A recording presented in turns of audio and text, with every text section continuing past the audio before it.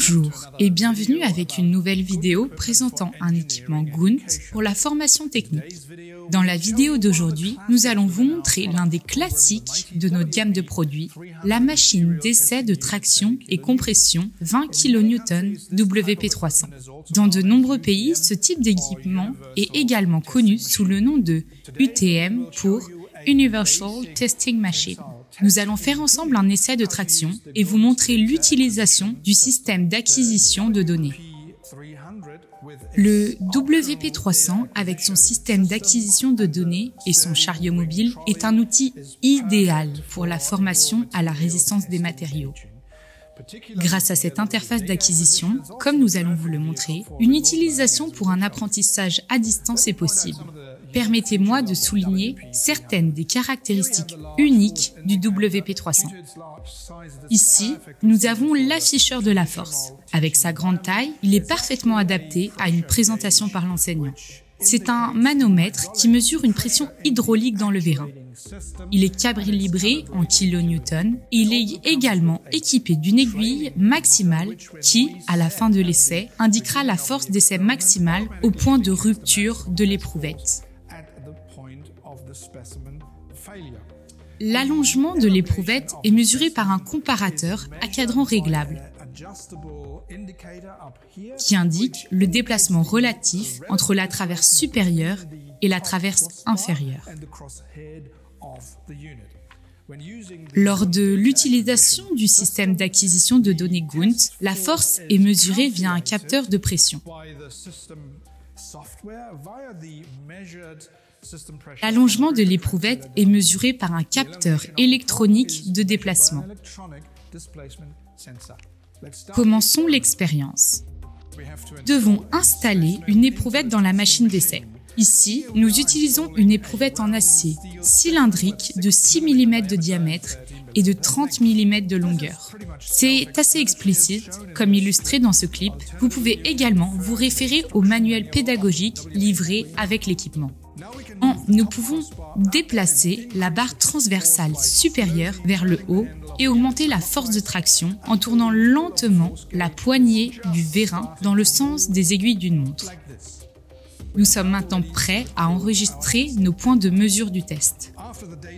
Une fois le système d'acquisition connecté au PC via le câble USB, le capteur de pression et le capteur de déplacement raccordés à l'interface, nous lançons le logiciel d'acquisition de données. À la première fenêtre, nous sélectionnons le type de test que nous souhaitons effectuer. Dans ce cas, le test de traction. Plusieurs personnalisations des écrans sont possibles. Nous pouvons par exemple changer la couleur de la zone graphique. Nous pouvons également sélectionner notre langue préférée. Ensuite, il faut préciser l'échantillon que nous allons tester. Dans la fenêtre des paramètres, sous le menu d'affichage, nous pouvons soit sélectionner une éprouvette plate en définissant l'épaisseur, la largeur et la longueur, ou une éprouvette ronde avec le diamètre et la longueur. Dans le menu déroulant de l'onglet Fichier, nous lançons une nouvelle série de mesures que nous pouvons nommer comme nous le souhaitons. Après cela, nous pouvons changer l'apparence graphique, c'est-à-dire sa couleur, le type de ligne, sa largeur, en fonction de nos besoins.